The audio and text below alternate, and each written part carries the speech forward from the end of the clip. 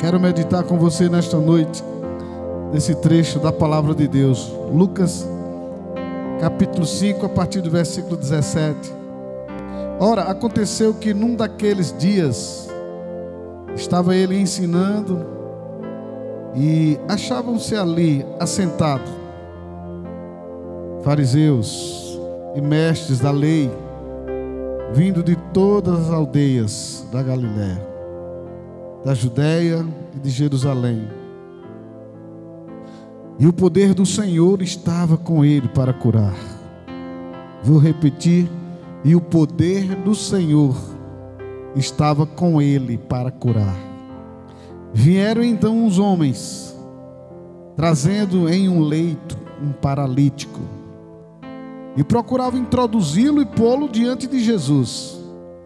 E não achando por onde introduzi-lo, por causa da multidão, subindo ao eirado, ou seja, ao telhado, o desceram no leito, por entre os ladrilhos, para o meio diante de Jesus. Ou seja, o paralítico estava sendo conduzido já de forma muito difícil por aqueles homens em um leito.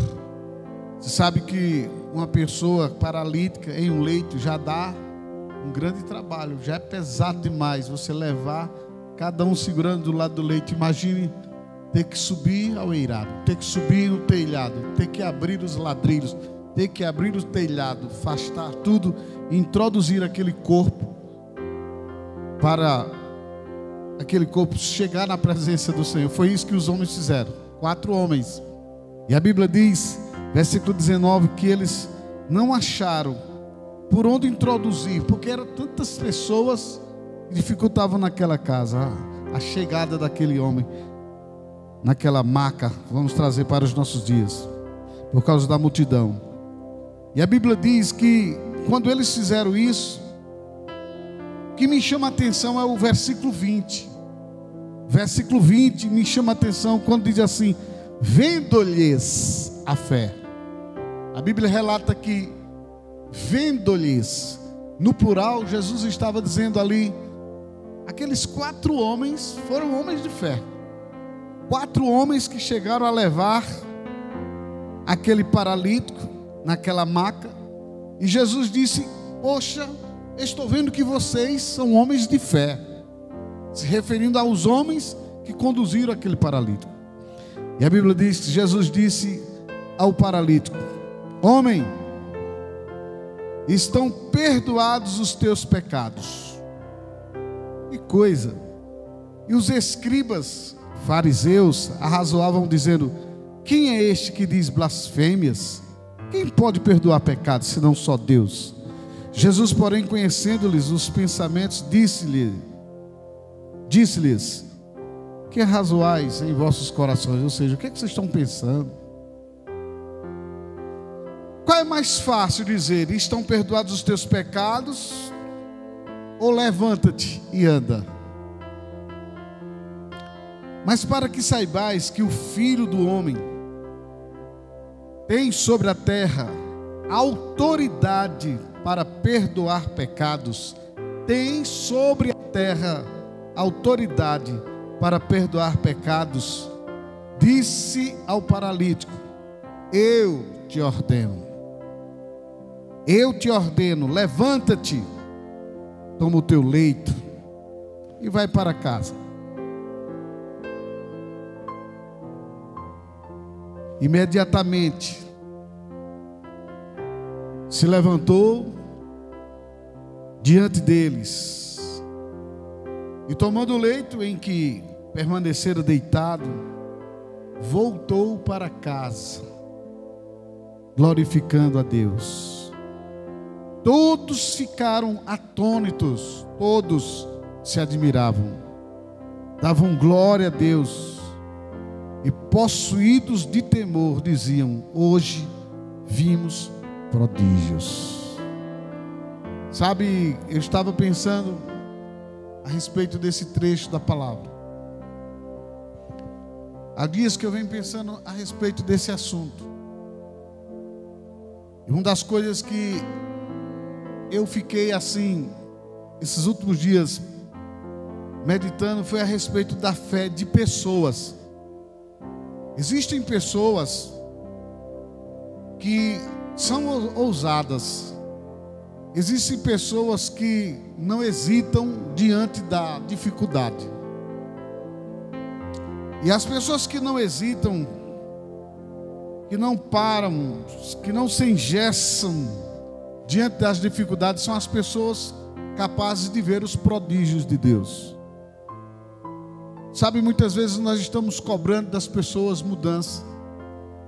Às vezes nós queremos ver muito a vida do nosso ente querido ser transformada, ser restaurada.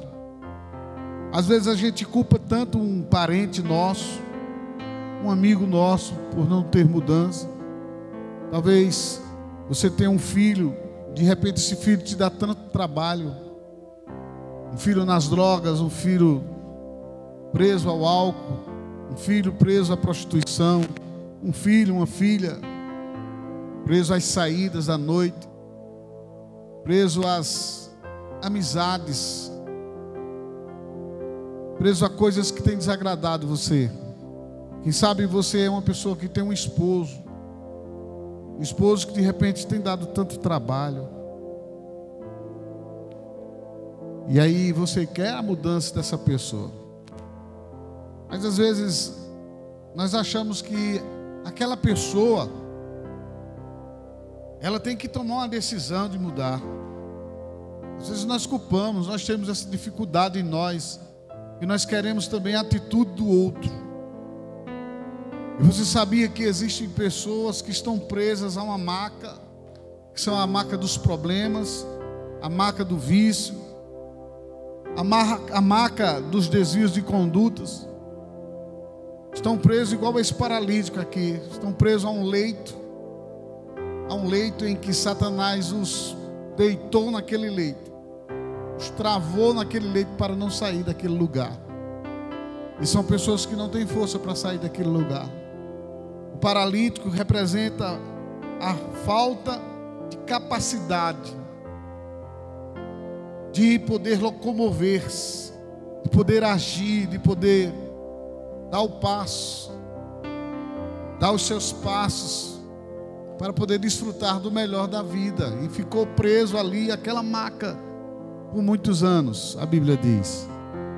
E o paralítico, trazendo para os nossos dias, a gente aprendendo essa lição com esse paralítico, a gente começa a ver que ele era um cara que precisava da ajuda de alguém. Se não tivesse alguém que levasse aquele paralítico até Jesus, não haveria essa proeza, não haveria esse prodígio. As pessoas não veriam a glória de Deus. Talvez se as pessoas deixassem aquele homem, cada um cuidasse do seu egoísmo, cada um cuidasse de si, não se preocupasse com aquele paralítico, acredito que ele ficaria preso naquele leito até o dia da sua morte. Mas 4 homens decididos disseram: não, eu vou mudar a vida de alguém. Eles decidiram levar aquele paralítico a Jesus.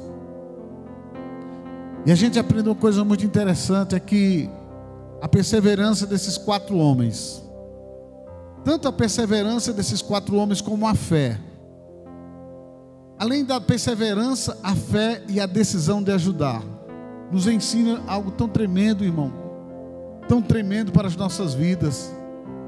Nos ensina que alguém está precisando de nós, alguém está precisando de você. Quem sabe o seu esposo, no seu silêncio, ele não tem força nem para expressar para você o que ele sente dentro do coração, um desejo. Existe algo dentro do coração dele que ele não expressa para você, mas é uma dor em que lá no íntimo, no fundo do coração, ele tem gritado por ajuda. Ele tem clamado, gritado a Deus: meu Deus, me ajuda, me tira dessa dificuldade. Quem sabe seu filho, sua filha, alguém que você conhece, tem ecoado aquele grito de socorro: meu Deus, me ajude, mude minha vida, mude a minha história, me liberte desse vício, me liberte dessa vida. Sabe que o pecado, ele cansa a gente. Ninguém consegue perseverar, permanecer no pecado a vida toda sem se sentir cansado. O pecado é tão cansativo que a própria palavra do Senhor nos diz assim que o Senhor Jesus disse que Ele veio para arrancar o nosso fardo de pecado. Ele veio para nos tirar de nós justamente esse fardo que significa o sofrimento, o vazio, a distância de Deus. Alguém pode se divertir muito com o pecado, mas ele vai se sentir distante de Deus, ele vai se sentir vazio.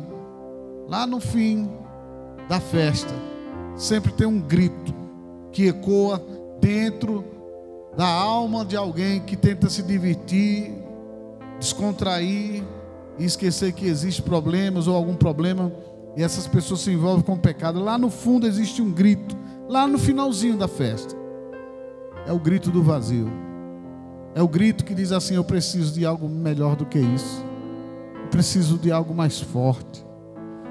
E esse grito é o grito do socorro. Me socorra, meu Deus, me socorre, me ajuda. Muitas vezes a gente vê dentro da nossa família, nossas amizades, as pessoas que nos sentiam muitas vezes necessitadas da nossa ajuda, e a gente diz: te vira. Não precisa você declarar por palavras te vira. Basta você desprezar, basta você não ajudar, basta você não orar, basta você não conduzir aquela pessoa até Jesus, basta você não ser aquele que se coloca na brecha pelo outro. E aí foi uma coisa muito forte que o Senhor estava me falando hoje sobre isso. Já há dias que o Senhor vem falando comigo a respeito desse assunto. E eu fiquei pensando: meu Deus, é verdade. O Senhor dizendo: filho, é preciso que alguém se coloque na brecha por alguém para que haja mudança. Como eles crerão, filho, se não há quem pregue? Como eles ouvirão se não há quem pregue? Se eles não forem ensinados, se eles não forem conduzidos até Jesus. E você, meu irmão, quem sabe está ouvindo essa palavra agora, tem falhado com o Senhor nesta área em sua vida. Jesus precisa desses homens de fé, de homens que são capazes de pegar na maca, conduzir aquele que está morto praticamente, porque quando o homem está preso àquela maca, significa preso ao pecado, ele está morto espiritualmente. E o Senhor está nos chamando para um compromisso de fé. Um compromisso de fé. As ideologias são tantas por aí. Os ensinos são tantos. As pessoas têm tentado ludibriar. As pessoas têm sido enganadas com tantas visões, com tantas religiões, com tantas coisas. E a gente sabe que sempre tem alguém que vai duvidar do seu trabalho. Esses fariseus aqui que a gente vê aqui na palavra, esses escribas, esses fariseus que razoavam no coração deles, falando contra Cristo, sobre a atitude que Cristo disse que perdoaria os pecados daquele homem que estava naquela maca. Muitas vezes são as pessoas que hoje também tentam travar você, impedir que você faça alguma coisa, impedir que você conduza algum paralítico espiritual a Deus. São aquelas pessoas que se levantam contra a sua célula, são aquelas pessoas que se levantam contra você, são aquelas pessoas que por falta de sabedoria, por falta de visão, por falta de revelação no coração, elas arrasou em seu coração. Não precisa disso. Para que está na igreja todo dia? Olha que você só vem na igreja praticamente sábado e domingo, e o culto seu é online, e um culto na tua célula. Mas tem gente que acha que é demais, Quando a pessoa está no mundo, ninguém acha que é demais ir em um lugar, tomar uma cervejinha, em um bar, em algum lugar, se for possível todos os dias, não é verdade? E todos os dias as pessoas se alimentam do pecado. E muita gente acha que, não, isso nada demais, nada demais. Ele saiu só para descontrair um pouquinho. Às vezes o filho sai com os amigos, enquanto não fez aliança com Jesus, o pai, às vezes, não acha que é demais. O filho, muitas vezes, ele vira à noite. Ele passa a noite todinha na biqueira. Ele passa a noite todinha com os amigos, fumando, bebendo, se drogando. Às vezes o pai não sabe. E às vezes vira à noite, o pai fica um pouco preocupado, mas é da vida. As pessoas sempre pensam isso, sair com os amigos. Mas interessante é que essas pessoas estão presas à marca do pecado, à marca da destruição. E quando elas se voltam para Jesus, tem algumas pessoas que criticam, e agora tu só vive na igreja. É engraçado, é interessante. Mas, meus irmãos, sabe qual é o moral dessa mensagem? Daquilo que Deus quer passar para você como mensagem aqui? É que Ele está contando com homens que levem outros homens à presença de Jesus. Deus, Ele está contando com você como filho dEle e como ser humano escolhido para frutificar. Ele está contando com homens e mulheres que não olhem para a dificuldade de conduzir outros a Jesus. Olha o que a Bíblia diz claramente. Esses vieram uns homens, ou seja, aqueles 4, trazendo em um leito um paralítico, que eles procuravam introduzir esse paralítico à presença de Jesus. Mas houve um obstáculo. A Bíblia diz, e não achando por onde introduzi-lo por causa da multidão, subindo ao eirado. Quer dizer, esses homens, esses 4 homens que levaram aquele paralítico, eles viram a dificuldade, meu amado, de chegar na presença de Jesus. Pessoas estavam aglomeradas naquele lugar e havia dificuldade daquele paralítico chegar à presença de Jesus. Se você trouxer isso para os nossos dias, você vai ver que esses aglomerados hoje são as oportunidades que o mundo dá, as dificuldades que o mundo coloca nas pessoas, na mente delas, para você introduzi-las à casa do Pai, para você levá-las a uma cela, para você levá-las a um culto, para você levar a palavra de Jesus, para você pregar o Evangelho. Existem dificuldades, são colocadas, obstáculos criados por aquela pessoa que está paralítica, espiritualmente falando, que está de maca, que está deitada, que está, sem condições de se levantar, existem obstáculos que aquelas pessoas presas em sua paralisia espiritual, elas têm criado, mas também existem obstáculos que nós criamos para libertar aquelas pessoas da paralisia espiritual. E foi isso que Deus estava me falando, que a igreja precisa se acordar para essa realidade. Você precisa pensar, será que eu estou sendo ousada ou ousado, a ponto que eu posso levar outros a Jesus? Você tem sido como esses 4 homens que não olharam para os obstáculos. Você tem sido como esses 4 homens que disseram assim, eu vou fazer a diferença, eu vou levar, eu vou fazer tudo, mas eu vou conduzir até a presença de Jesus, esse paralítico, ele vai sair dessa maca. Deixa eu dizer uma coisa aqui para você. A Bíblia diz aqui que as pessoas questionaram o poder de Deus. As pessoas questionaram o poder de Jesus. Quem é esse que diz que perdoa pecados? Não é verdade? Aí Jesus diz, qual é mais fácil dizer? Estão perdoados os teus pecados? Ou levante e ande? Aí Jesus começa a mostrar que Ele era o Filho de Deus e que tinha autoridade, tanto para perdoar os pecados, também como para fazer aquele paralítico andar. A Bíblia diz que Ele disse, levanta-te, toma o teu leito e vai para casa. Hoje, nós podemos ver muitas pessoas questionando os milagres.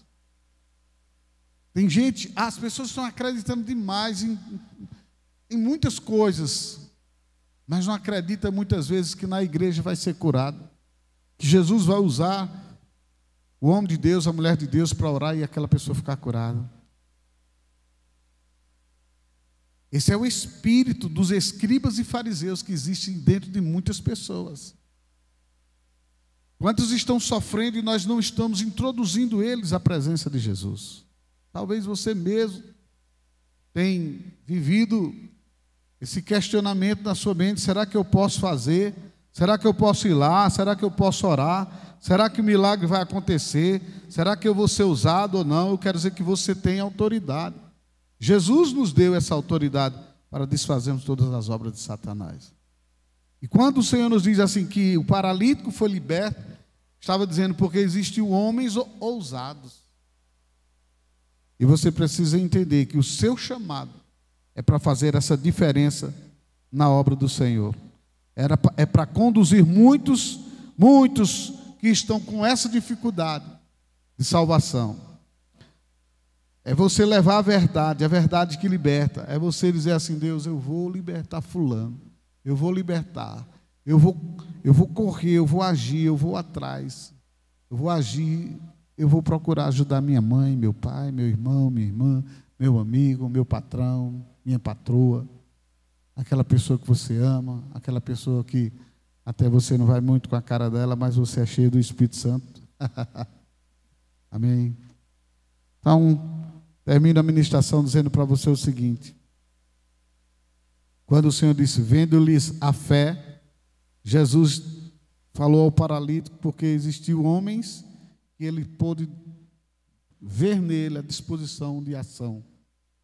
Qual tem sido sua disposição de ação? O que é que você vai fazer essa semana com a sua célula? Quantos convidados você já tem para levar para a sua célula essa semana? Qual a estratégia que você está tendo para sábado no culto de libertação e edificação cristã? De trazer alguém? Qual é a estratégia que você está tendo no domingo das 5h30 da tarde no culto de edificação cristã? Irmãos, nós precisamos acordar para isso. Jesus quis mostrar nesse trecho que milagre só acontece quando a igreja se dispõe. Esses 4 homens que levaram esse paralítico representa você, representa eu, representa nós, representa a igreja. Esses 4 homens representam a igreja que precisa se colocar de pé, a igreja que precisa romper os obstáculos, a igreja que precisa romper as dificuldades. Talvez a dificuldade que tem sido aparecido diante de você para você frutificar é a dificuldade que você mesmo cria. A dificuldade que você tem, a dificuldade que você coloca, é a dificuldade que você coloca para não estar nos cultos, é a dificuldade que você coloca para não estar nas celas, é a dificuldade que você coloca para não fazer a obra de Deus. Sempre você tem procurado alguma dificuldade. Você tem olhado, você tem criado aglomerados para a sua vida e você não tem frutificado para o Senhor. Esses 4 homens representam a igreja que Deus convoca, que você é essa igreja. Esse paralítico representa as pessoas que estão prostradas, as pessoas que estão sem forças. E muitas dessas pessoas começam dentro da sua casa, da sua família.